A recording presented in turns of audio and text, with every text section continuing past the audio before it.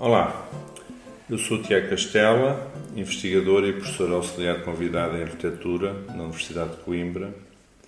Este é o podcast Tecnografias, uma nova plataforma de debate transatlântico em redor de livros recentes na área da antropologia e das ciências sociais. Cada episódio é uma conversa e um convite para refletir sobre os grandes desafios do mundo contemporâneo na sua complexidade e pluriversalidade. O nosso convidado de hoje é António Tomás, antropólogo e professor associado na Escola de Arquitetura da Universidade de Joanesburgo, na África do Sul. Vamos falar sobre o seu livro In the Skin of the City: Spatial Transformation in Luanda, publicado em 2022 pela Duke University Press. Existem planos para a tradução e publicação em português nos próximos anos. Esta é uma inovadora etnografia da cidade de Luanda, a capital de Angola. Muito obrigado pela disponibilidade, António. Muito obrigado pelo convite. A primeira pergunta que eu queria fazer ao António era sobre o título do livro, Na Pele da Cidade. E gostava que explicasse a quem nos ouve um pouco mais este título e exatamente como é que conceptualiza esta ideia da pele da cidade. O título do livro é baseado no trabalho de um artista angolano muito conhecido, o António Wall. Como muitos artistas, muitos escritores angolanos debatem-se e preocupam-se muito com a cidade, não é? Luanda, como sabes, é uma grande obsessão e fala-se muito e os artistas em Luanda têm sempre muita preocupação de compreender, elaborar, expandir o conhecimento ou o que se pode fazer artisticamente com a cidade. E, portanto, isso é uma exposição que o António Wall fez, portanto, numa fase tardia da vida dele, mas ele, anteriormente, ele tinha, portanto, é baseado em trabalhos, fotografias, que ele fez finais dos anos 60, quando era estudante de arquitetura, sobretudo numa altura em que a cidade estava a expandir-se. E ele reapropriou esse trabalho e deu uma diferente roupagem, mais pós-modernista, em termos de, portanto, dos recursos que ele usa para expressar a cidade, não é? Não são pinturas, são instalações, trabalho abstrato, etc. Mas a ideia central do trabalho do António Wall em relação à cidade e daí o nome, Na Pele da Cidade, a ideia central é a ideia de expansão, é a ideia de como é que a cidade se expande e como é que as diferenças e como é que se pode, não é, compreender a ideia de expansão da cidade. No trabalho do António Wall, a forma como eu teorizo a questão Na Pele da Cidade, acho que diverge um bocado de como o António Wall percebe. No trabalho do António Wall, são os moceques, não é? Anos 60, a cidade a expandir, grande número de colonos a mudarem-se para Angola, pessoas angolanos a virem do interior, a construírem, chamados moceques, não é? E acho que no trabalho do António Wall é muito claro, porque ele fez isso nos anos 2000, portanto é muito claro a ideia de reinvenção, é muito clara a ideia de bricolagem.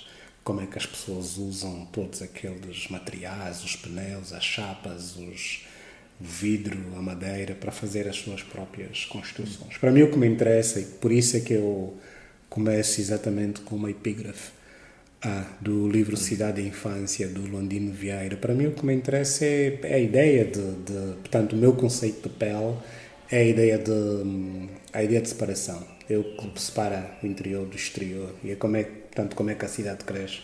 E como é que, quando a cidade cresce, esta noção de separação, de arbitragem entre o interior e o exterior se vão articulando. Obrigado, António. Na sequência desta pergunta, será que poderias falar um pouco, para quem nos ouve, sobre a maneira como conceptualizas o conceito de margem nesta etnografia. Parece-me que é um conceito bastante central do livro e que é muito trabalhado empiricamente ao longo dos vários capítulos. E na introdução, tu referes logo na página 7, e passo a citar, que os capítulos que se seguem são uma tentativa de descrever uma descrição da cidade através da noção da margem em si mesma, em vez de descrever a cidade através do que a margem separa. Poderias falar um pouco mais sobre isto? Exatamente. Eu acho que, portanto, que este livro não é uma história da cidade. Este livro não é uma tentativa de escrever sobre o que é Luanda. Não é? O que eu faço neste livro é escrever sobre a margem, sobre a linha, não é? Sobre o que separa, portanto, tendo a figura da fronteira do asfalto, que é um conceito colonial, a ideia de que, portanto, da consolidação do urbano, não é? Da cidade de cimento, não é? A ideia de que há uma cidade, há um centro, e esse centro vai se expandir e o cimento vai se expandir e etc, não é? Vão aparecer infraestrutura, urbanização, etc.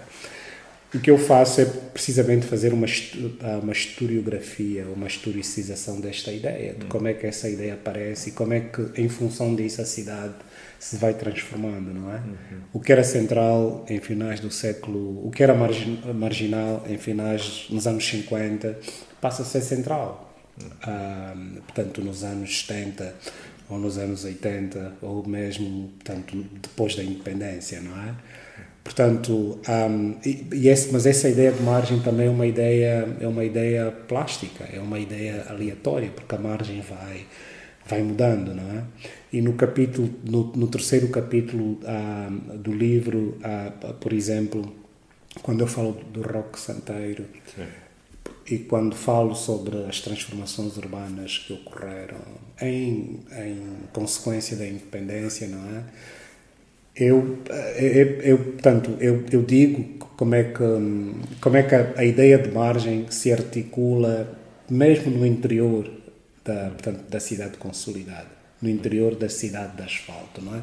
A forma como as pessoas recuperam os apartamentos, a forma como as pessoas transformam a cidade, expandem a cidade, portanto a ideia de margem dentro do próprio, portanto, do que era concebido como, portanto, a cidade central. Exatamente. Passando para outra questão, que é uma questão, enfim, sobre o posicionamento do livro em relação aos estudos urbanos de uma maneira mais ampla, não é? Para além da antropologia. A uma altura na introdução, tu falas da questão dos limites do que se poderá chamar como urbanismo do Sul, em termos de desafiar, enfim, paradigmas mais estabelecidos nos estudos urbanos. E a uma altura referes, na página 11, e mais uma vez passo a citar, que nenhuma destas teorias, portanto, este urbanismo do Sul, tem sido capaz de apresentar um corpo de trabalho sólido e robusto que forneça uma alternativa ao ímpeto da Escola de Chicago. E na página seguinte falas também, e são questões relacionadas, sobre a presença da metafísica, ou de questões metafísicas, na maneira como se pensa e escreve a cidade, que é algo que tu criticas neste trabalho. Poderias falar um pouco a quem nos ouve sobre estas duas questões, não é? Qual é que é a posição deste livro, não é? O que é que ele traz de novo a este debate sobre como é que podemos investigar o urbanismo sem cairmos na dicotomia que a Jenny Robinson já denunciou há algum tempo, e bem, entre investigar, digamos, a desigualdade em cidades do Sul, enfim, na sequência de um trabalho crítico sobre desenvolvimento, e utilizar metodologias, digamos, mais clássicas para investigar as cidades do Norte. Ok, esta pergunta é muito complexa, Tiago. Eu começaria por dizer que Eu escrevi este livro durante muito tempo e este livro, portanto, é parte do meu envolvimento com vários centros de pesquisa, como o African Center for Cities, em Cape Town, etc., onde eu fui coordenador de um mestrado que era exatamente sobre Southern Urbanism, portanto, sobre o urbanismo do Sul.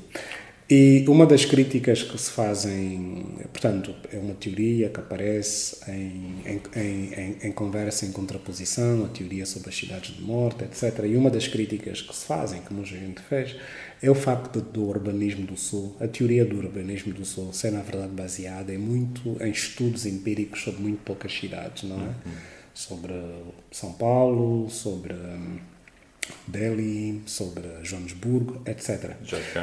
Jakarta, etc. Portanto, o meu primeiro impulso foi expandir o cânon e apresentar Luanda como um exemplo de cidade do sul. Mas eu acho que como portanto, o projeto levou muitos anos e eu fui mudando a minha própria forma de pensar. E claro, eu sou muito crítica em relação a isso. Primeiro é porque não se pode contrapor diretamente a cidades do sul de cidades do norte. Eu acho que isso é o que eu tento fazer portanto, na conclusão, no epílogo, quando eu falo de Paris. Também porque para ir além portanto, da noção, da ideia de comparação, certo?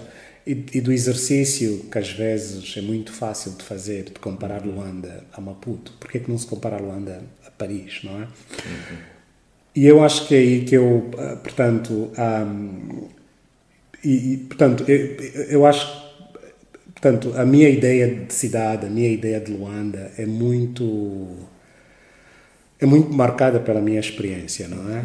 Portanto, eu apresento Luanda como um exemplo, não apenas de uma cidade do Sul, e não apenas em conversa com teorias sobre cidades do Norte, mas também antropológico, não é? Como é que tu trazes a tua ideia de cidade, como é que tu trazes a tua experiência de viver numa cidade para a teoria. E eu acho que é aí que eu falo sobre metafísica e eu critico, portanto, a teoria urbana deste ponto de vista metafísico, porque há sempre a ideia, portanto, que é uma ideia da metafísica, não é? E é uma ideia dos direitos humanos, não é? Quando se lê há sempre a ideia de que são cidades disfuncionais. Sim. Por um lado, há sempre a ideia que são cidades, porque há uma ideia de uma cidade, há uma ideia de como é que as coisas se devem operar. Mas eu também tento não cair no outro extremo, não é? Que é o extremo da romantização do que é o outro, de procurar um vocabulário, procurar uma gramática para explicar o disfuncional. Eu não estou a dizer que a minha descrição de Luanda é Luanda como é, mas é uma descrição, portanto, que tem em conta, não é? Portanto, o que se tem escrito sobre cidades, norte e sul, mas escrito de um ponto de vista muito, muito pessoal. No fundo, poderíamos dizer que que é uma escrita que tenta, sem estar, enfim, a escamotear, obviamente, as desigualdades globais que existem entre as cidades e a forma como elas também são produzidas através destes circuitos desiguais, que há, por um lado, uma concepção de cidade situada que tem que ser respeitada a uma altura no livro que tu escreves. Se as pessoas de Luanda consideram Luanda uma cidade, há que respeitar isso, não é? E, por outro lado, perceber a especificidade destas histórias das transformações de Luanda, não como digamos, um exemplo de uma cidade do Sul, mas como uma cidade. Eu acho que isso é muito, muito interessante no livro. Parece-me que há aqui, e corrijo-me se eu estiver errado, uma ideia de um tipo de etnografia que está atenta tanto às práticas de planeamento estatal como às práticas espaciais concretas das pessoas de Luanda. E a maneira como só estando atento a estes dois domínios, que não são completamente conciliáveis, é que conseguimos compreender as transformações da cidade e a história de Luanda. E eu diria que isto é um método que pode ser inspirador para pessoas a fazerem investigação sobre qualquer cidade, também Paris, Lisboa ou qualquer outra. O que é que pensas disso? Eu acho que sim, é uma boa leitura e acho que até ajudam, porque são problemas que eu levantei e muitos deles eu não tenho respostas cabais sobre eles, não é? E eu só agora começo a perceber. Uma das coisas que eu tentei fazer, primeiro, a responder à tendência que há contra cidades singulares. E isso leva-nos portanto, para a tua questão anterior, não é? A questão de teoria urbana, etc. Há aquela ideia de que a cidade morreu e que já não vale a pena falar sobre a cidade, porque agora é urbanismo, expansão, porque a diferença entre espaços urbanos já nem sequer existe, etc. Não é? E, portanto, a minha ideia é como falar de Luanda, não é? Como falar de Luanda num contexto em que as pessoas ainda falam de Luanda como cidade, etc.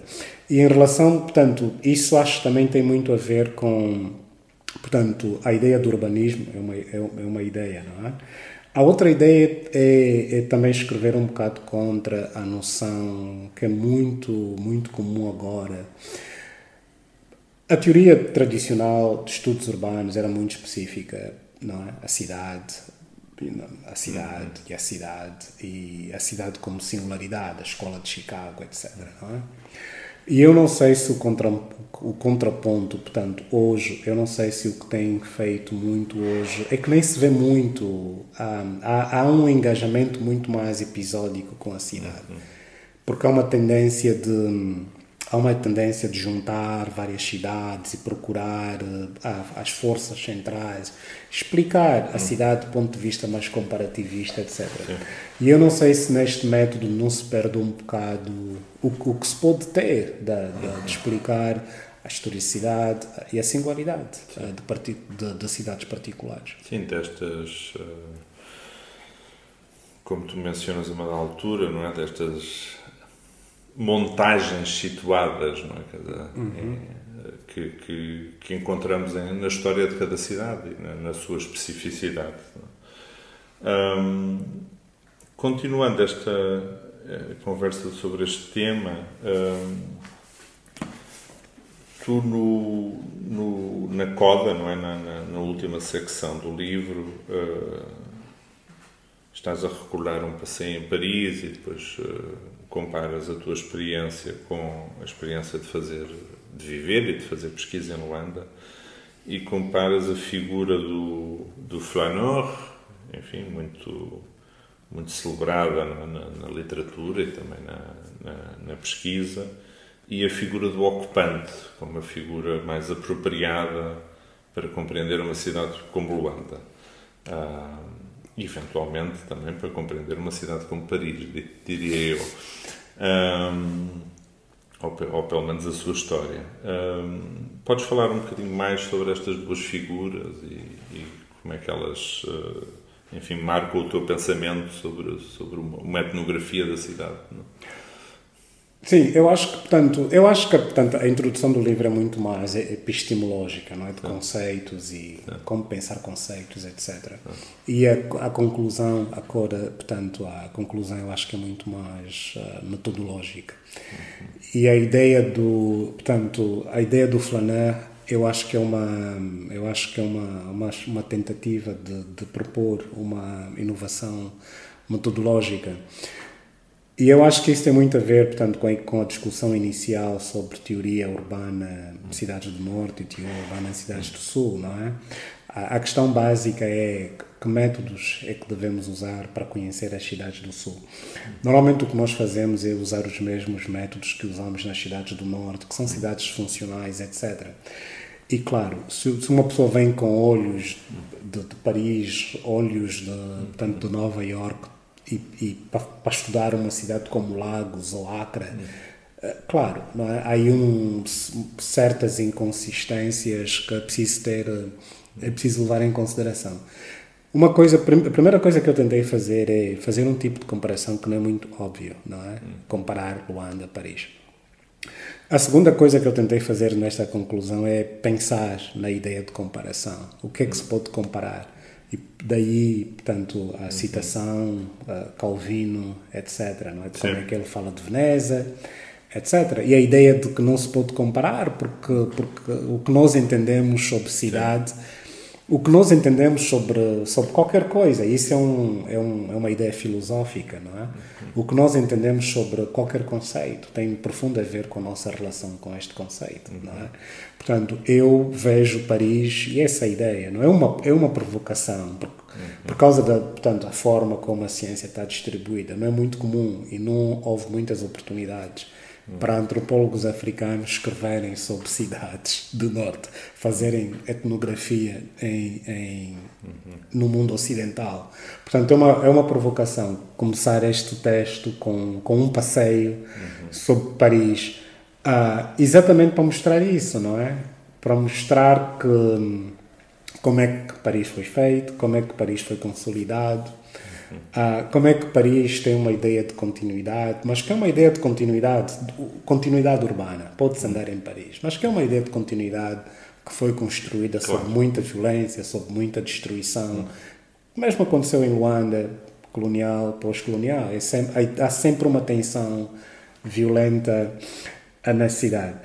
E, portanto, eu digo isso tudo para chegar, portanto, eu acho que a minha ideia, portanto, o argumento da conclusão, que é a ideia de, se nós tentarmos compreender Paris do ponto de vista da continuidade, que conceito, que figura nós podemos encontrar para explicar a descontinuidade de cidades como Luanda, cidades que é difícil andar por razões de segurança, por razões de infraestrutura, porque os passeios não estão lá, porque não há transportes públicos, etc. E é aí que eu penso na figura do ocupante como central, como o elo metodológico central para perceber a cidade. Mas isso não terá, a certo ponto, a ver com a maneira como lá está nós concebemos a pele da cidade? Porque em Paris também poderias argumentar, não é, que se a périphérie que é a pele, não é, o que é que se pode falar sobre a Paris que está para lá do que é a cidade de Paris, não é? Não haveria questões semelhantes? Isso é uma coisa, não foi a minha ideia. Sim. A minha ideia foi descrever sobre Luanda como singularidade. Sim. Eu só depois de ter escrito sobre a cidade de Luanda, usando, portanto, estes recursos, é que eu começo a perceber que sim, que isto é um método que podes usar para Paris, podes usar para Lisboa, não é? Sim. A ideia de como é que os bairros mudam, a ideia de periferia, de centralidade. Há muitas semelhanças entre a história de Luanda, como tu a descreves, e a história de Lisboa, né? Na minha perspectiva pessoal. Mas acho que há uma questão que seria importante para muitas pessoas que nos ouvem e queria começar a chegar ao fim desta conversa com essa questão e gostava que falasses um pouco sobre isto, sobre esta ideia do que é fazermos pesquisa na nossa própria casa, na nossa própria cidade, onde crescemos, uma cidade, enfim, que para além de ser um processo que nós acompanhamos enquanto pesquisadores, também é toda uma paisagem afetiva para nós. Quer dizer, quais é que são os desafios que isso apresenta para quem pesquisa? Estou a pensar especialmente em pessoas que estão a fazer doutoramentos, porque é muito comum fazerem-se teses de doutoramento sobre a própria cidade das pessoas. E o que é que tu poderias dizer a quem nos escuta que está, por exemplo, a enfrentar um desses processos, sobre as limitações, mas também os benefícios, não é, desta experiência? Para mim, uma coisa que eu tentei evitar desde o princípio não é fazer antropologia nativa, autoetnografia. Eu Eu sou de Luanda e eu vivi grande parte, não grande parte da minha vida, mas, portanto, os meus primeiros 20 anos em Luanda. E eu, claro, tenho montes de histórias para contar, mas eu não quis ir por aí. Eu não quis escrever um livro. É um livro pessoal, mas não é um livro sobre mim. Portanto, isso foi para mim a primeira coisa, uma das coisas que eu tentei evitar. Claro, eu tentei pensar sobre a cidade de uma forma mais filosófica, não é? E tentei e outra coisa também que eu tentei fazer, e eu acho que isso está muito claro no livro, não é só dizer que a mim é a forma como eu vejo Luanda. Há outras formas de ver Luanda. E há outras pessoas que escrevem sobre Luanda ou sobre outras cidades de forma muito, muito diferente. Mas eu acho também, portanto, se eu puder dar um conselho, eu acho também que há uma grande sinceridade sobre a forma como eu escrevo sobre Luanda, não é? Eu assumo que eu escrevo sobre uma perspectiva muito específica, de alguém que é do centro. Eu não tento escrever sobre Luanda do ponto de vista de quem é do Roque Santeiro ou é de um outro sítio. Mas claro, há sempre grandes desafios, não é? E portanto, nós fazemos parte de certos contextos ideológicos, de certos meios urbanos, classes, etc., não é? E a questão não é como escrever uma coisa que se pode ler objetivamente, não é? A questão é de ser consciente do que se escreve. Tem em si uma discussão sobre as condições através das quais se escreve. Muito obrigado, António. Uma última pergunta, que é sobre o capítulo 1 especificamente, mas é uma questão que vai surgindo ao longo do livro, que é toda esta dinâmica de destruição e recriação da cidade, tanto por parte das pessoas como por parte de intervenções de planeamento do aparelho estatal. O que é que isto nos diz de desafiante em termos de um conceito de património, não é? Porque, como sabes, não é? Há todo um aparelho global do património, da sua definição, classificação, etc.